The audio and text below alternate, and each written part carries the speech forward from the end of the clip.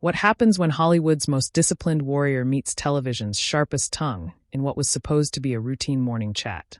What unfolds when a man who spent 4 decades perfecting the art of control finally reaches his breaking point on live television? This isn't just another celebrity interview gone wrong. This is the story of the most explosive, most devastating, most utterly unforgettable confrontation in morning television history. A moment so raw, so visceral, so completely unscripted that it left an entire studio speechless and millions of viewers with their jaws on the floor. Tom Cruise. The name alone conjures images of impossible stunts, box office records, and a work ethic that's become legendary in an industry known for excess and ego. For 40 years, he's been the gold standard of professionalism. The man who does his own stunts. The actor who shows up 6 hours early. The star who treats crew members like family. A living icon who's navigated the treacherous waters of fame with grace, humility, and an iron will that's never once faltered in public. Until that morning. Until Joy Behar decided to test just how far she could push. What you're about to witness is the moment when calculated provocation met decades of accumulated pressure. When a predatory question collided with a man who'd finally had enough. When the mask of celebrity composure shattered on live television, revealing something far more powerful underneath. Raw, unfiltered truth delivered with the force of a man who'd spent a lifetime earning the right to speak it. The studio lights were bright that morning. The audience was buzzing with anticipation. The cameras were rolling and nobody, not the producers frantically working their control boards, not the other hosts arranged in their familiar semicircle, not even Joy Behar herself, had any idea they were about to witness television history. This is the story of what happened when Tom Cruise erupted. The morning of November 8th started like any other episode of The View. The studio audience filed in, excited for another round of celebrity interviews and hot topic discussions. The show's signature red couches gleamed under the professional lighting. Camera operators checked their angles. Sound engineers adjusted their levels. In the control room, producers reviewed their rundown, confident they had another smooth show ahead.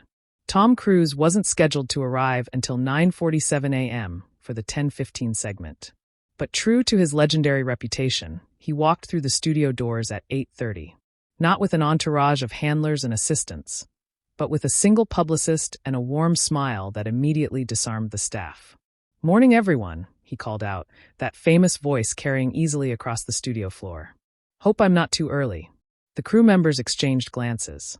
They'd seen hundreds of celebrities come through these doors. The divas who demanded specific water temperatures. The method actors who refused to break character. The social media stars who spent more time checking their phones than talking to anyone. But Tom Cruise, he was shaking hands with the camera operators, learning the names of production assistants, asking the makeup artist about her weekend. "Mr. Cruz, you really didn't have to come so early," the segment producer stammered, clearly flustered by the A-lister's genuine warmth. "Tom, please," he corrected with that megawatt smile. "And I like to get a feel for the space. Plus, I wanted to make sure I wasn't rushing anyone. Your time is valuable, too." Little did he know that his early arrival would become the calm before an unprecedented storm. The hosts began arriving around 9 a.m. Whoopi Goldberg came first, immediately lighting up when she saw Tom. They'd worked together on a charity initiative for underprivileged children, and their reunion was genuinely warm. Sarah Haynes followed, excited about the interview. Even Sunny Hostin, usually the most reserved of the panel, seemed animated by the prospect of talking with someone of Tom's caliber. And then Joy Behar made her entrance. Those who knew Joy well recognized something in the way she surveyed the scene. That calculating look, that slight smile that never quite reached her eyes. She greeted Tom politely enough, too politely, some would later recall. Professional. Measured. But there was something underneath, something the veteran crew members had seen before. Joy Behar was locked and loaded. "Tom, wonderful to have you," she said, extending a hand. Her grip was firm, businesslike. "Joy, thanks for having me," Tom replied, his warmth never faltering. "I've been a fan of the show for years. You all keep it real, and I respect that." Joy's smile widened slightly. "Oh, we definitely keep it real here. That's our specialty." The words hung in the air just a moment too long. Whoopi glanced at Joy, something unreadable flickering across her face. But the moment passed, and the pre-show bustle resumed. Tom settled into the green room, reviewing talking points with his publicist. The new film, Shockwave Protocol, was his passion project, a return to the hard-edged action that had made him a household name, combined with a deeper exploration of the moral cost of violence. He'd done extensive research, trained for 8 months, performed stunts that insurance companies had explicitly forbidden. At 58 years old, he was proving that dedication and discipline could defy time itself. "They'll probably ask about the stunts," his publicist mentioned, scanning her notes. "Maybe some questions about the younger cast members you're mentoring. Standard stuff." Tom nodded, his mind already elsewhere. He was thinking about a particular sequence in the film, a moment of vulnerability he'd fought to keep in the final cut. A scene where his character breaks down, showing the psychological toll of decades of violence. It was the kind of honest moment that big-budget action films usually cut. But Tom had insisted. It was real. It was human. It mattered. He had no idea that real was about to take on an entirely different meaning. At 10:12 a.m., Tom was escorted to the set. The audience erupted in applause, genuine, enthusiastic appreciation for a star they'd watched for decades.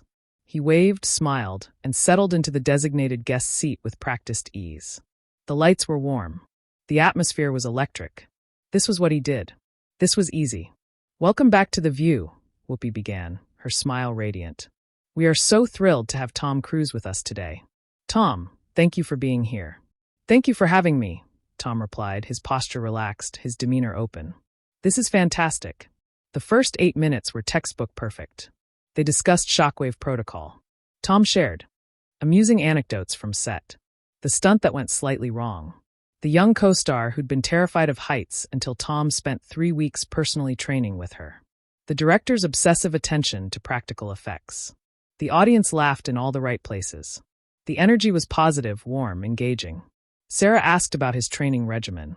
Tom deflected with characteristic humility, redirecting credit to his stunt team, his trainers, the dedicated professionals who made him look good. Sunny inquired about mentoring the next generation of action stars.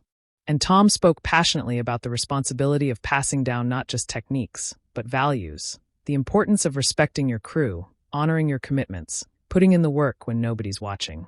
And Joy Behar sat there unusually quiet, watching, waiting. Those familiar with her interview style recognized the pattern.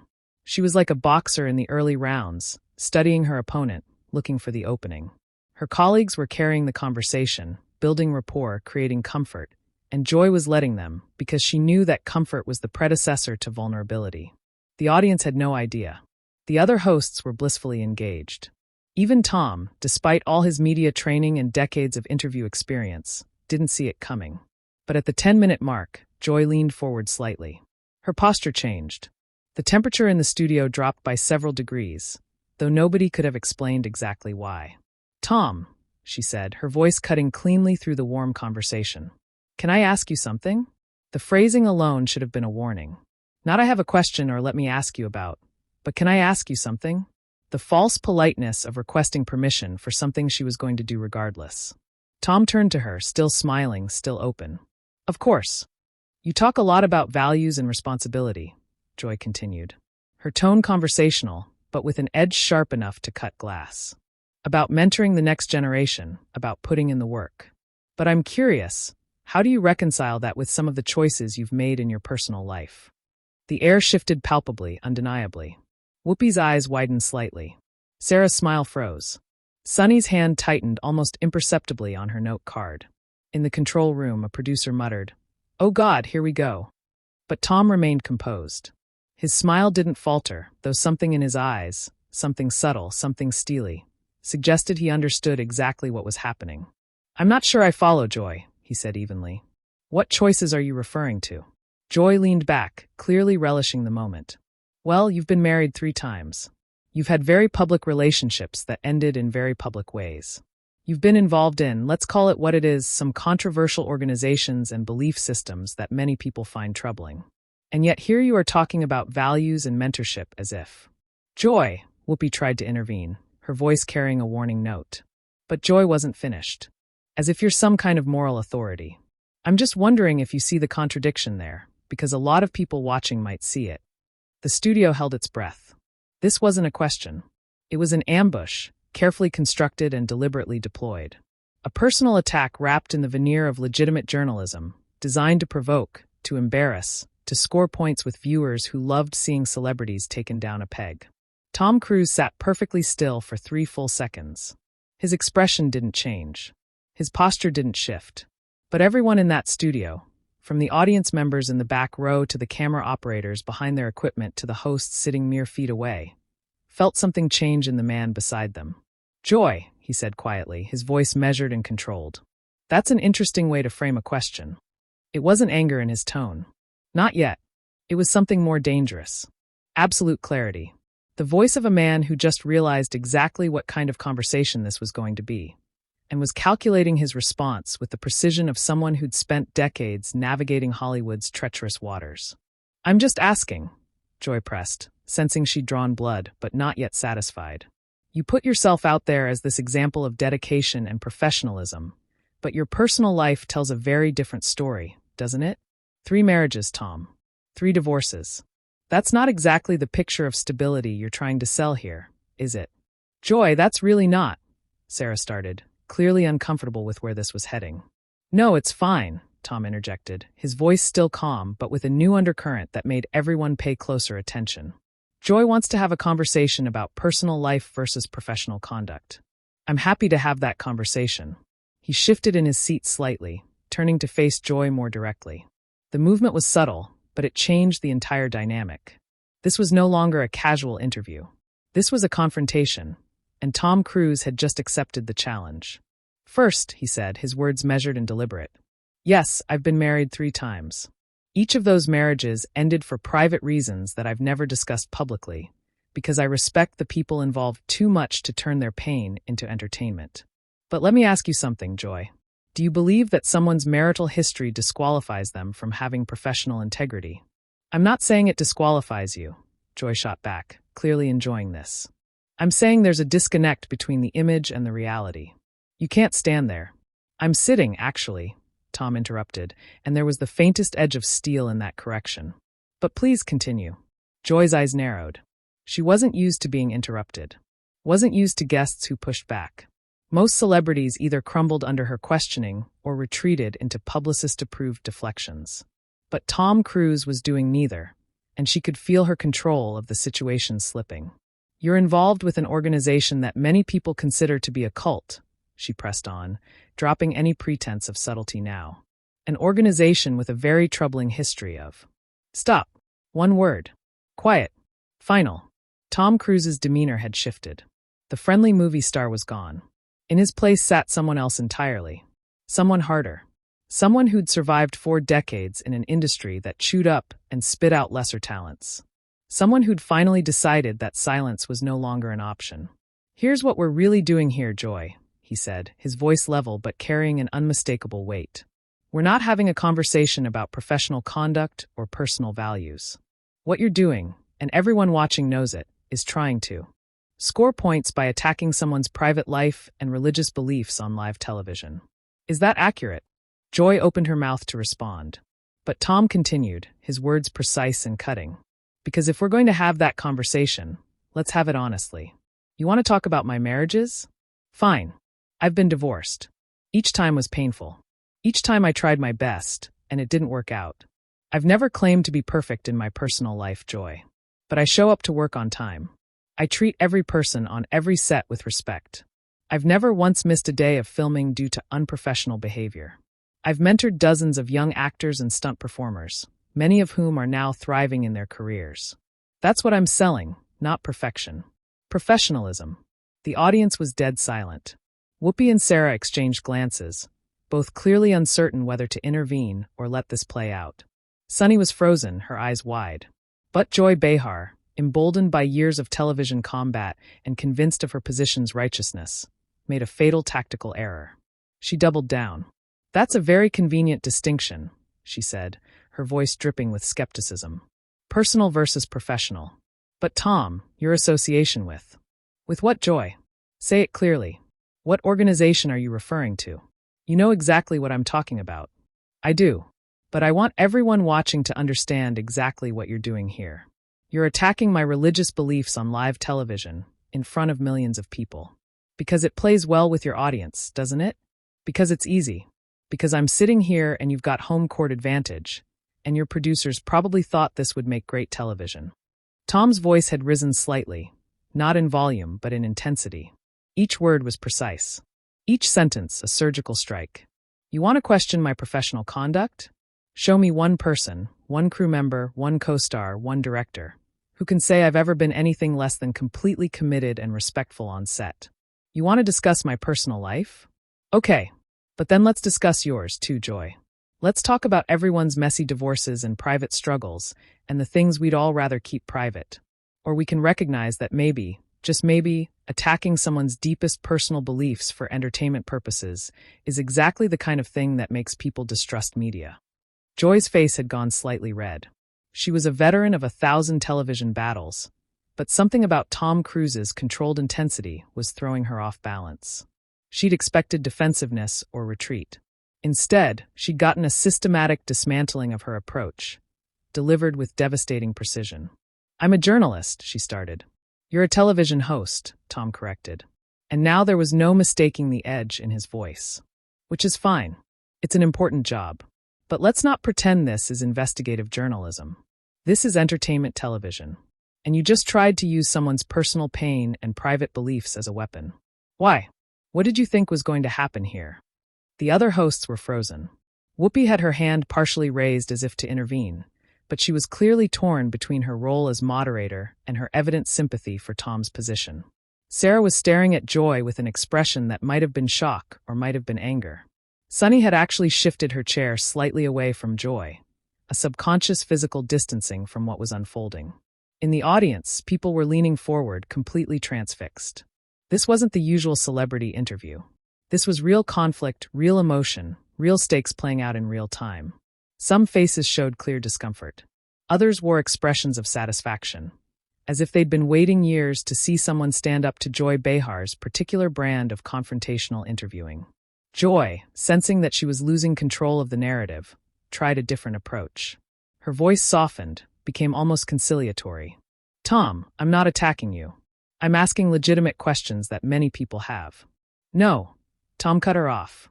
And this time, when he spoke, his voice had dropped to a whisper. Quiet intensity that was somehow more powerful than any shout could have been. No, Joy. Don't hide behind many people. You don't get to launch personal attacks and then hide behind the fig leaf of just asking questions. Own what you're doing. You wanted to take down Tom Cruz on live television. You wanted a moment. You wanted to be the person who finally made me crack. Fine. You got your moment. But understand something. He leaned forward slightly, and the physical movement carried enormous weight. This was a man who'd performed death-defying stunts, who'd trained with world champion fighters, who'd built an empire through sheer force of will and unrelenting discipline. And all of that power was now focused entirely on Joy Behar. I've been doing this for 40 years, Tom continued, his voice steady as a rock. 40 years of 18-hour days and broken bones and learning thousands of skills because I refuse to do anything halfway.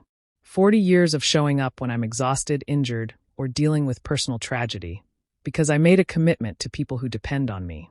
40 years of watching this industry chew up people with 10 times the talent, but half the work ethic. And in all those years, through all those challenges, I have never compromised my professional standards. He paused, and the silence was deafening. You want to judge my personal life? Go ahead. You want to mock my beliefs? That's your right. But do not sit there and imply that my personal choices somehow invalidate everything I've built, everything I've accomplished, everything I've given to this craft. Because that's not journalism, Joy. That's just cruelty dressed up as conversation.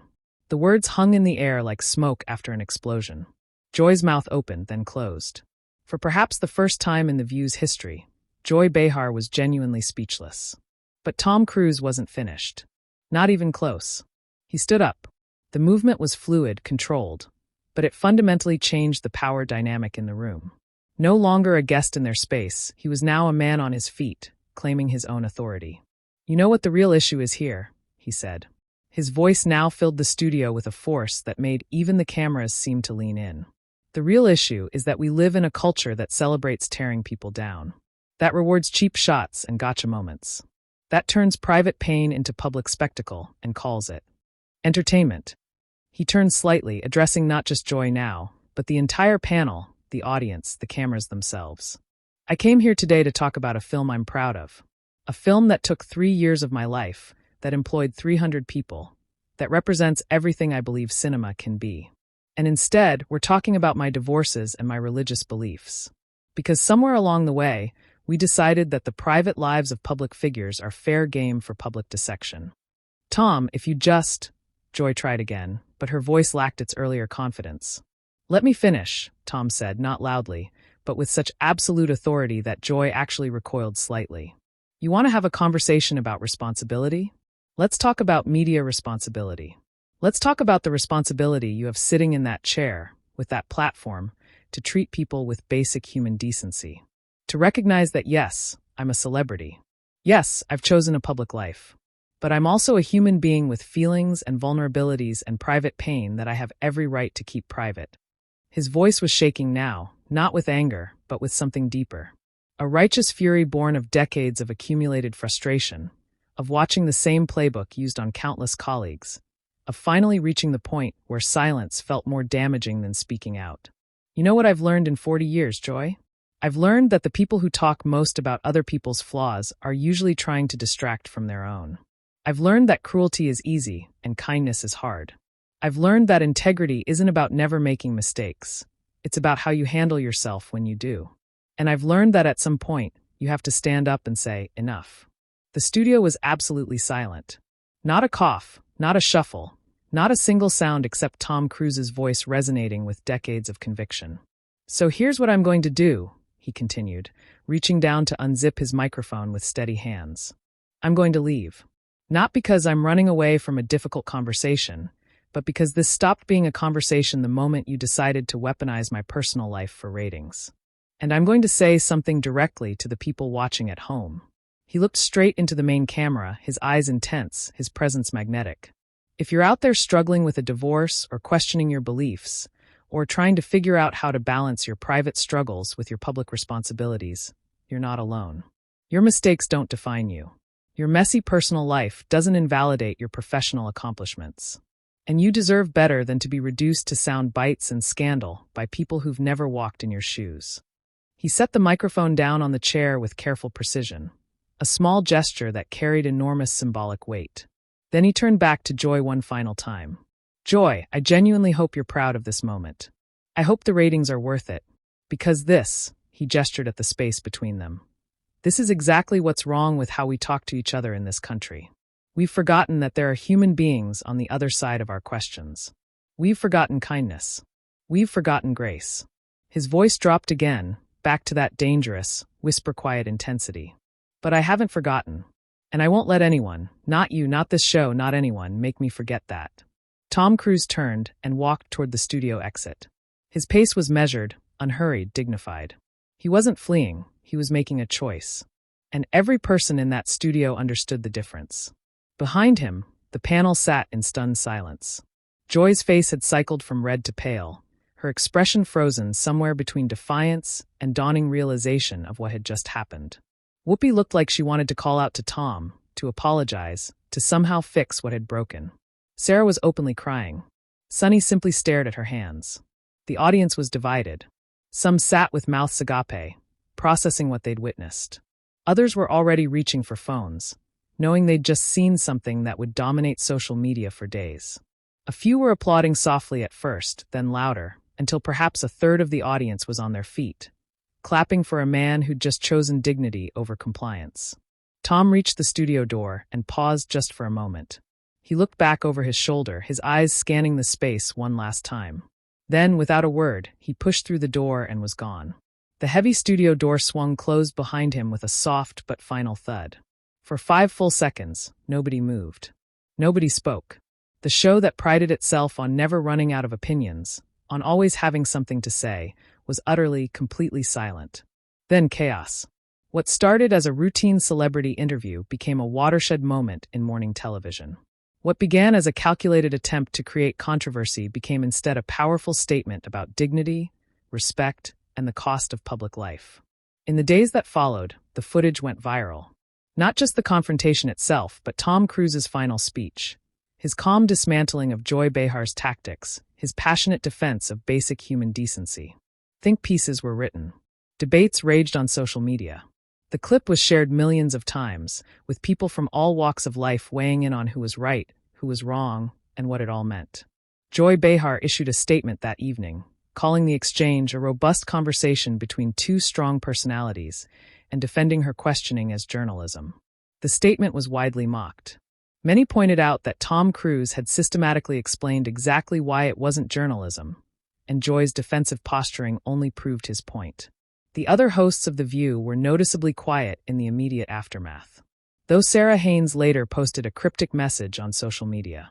Some days, you witness courage in unexpected places. Tom Cruz didn't issue a statement. He didn't need to. His words in that studio had said everything that needed saying. Instead, he returned to work on Shockwave Protocol promotions, conducting subsequent interviews with other outlets, where he was treated with the respect he demanded and deserved. Shockwave Protocol went on to become one of the year's biggest hits, with many crediting the viral Confrontation for driving audiences to see a film that showcased not just Tom Cruise the action star, but Tom Cruise the artist, the craftsman, the man who'd proven that discipline and dedication could create something extraordinary. As for The View, the show continued, but something had shifted. A line had been crossed, and everyone knew it. Joy Behar remained a host, but her questioning style noticeably softened in the weeks that followed. Whether this was genuine reflection or simply public relations damage control remained a subject of debate. But what nobody could debate was this. Tom Cruise had walked into that studio as a movie star and walked out as something more, a symbol of what it looks like when someone finally says enough to a culture of cruelty masquerading as conversation. The confrontation lasted less than 15 minutes, but its impact will be felt for far longer. Was Tom Cruise right to walk out? Did Joy Behar cross a line? Or was she simply doing her job? Was this a triumph of personal dignity over media aggression, or a celebrity using his platform to avoid legitimate scrutiny? The answers, like most things worth discussing, aren't simple. But what is simple, what became crystal clear in that studio on that November morning, is that sometimes the most powerful thing you can do is stand up, speak your truth, and walk away with your integrity intact. Tom Cruise did exactly that. And in doing so, he reminded us all what real strength looks like.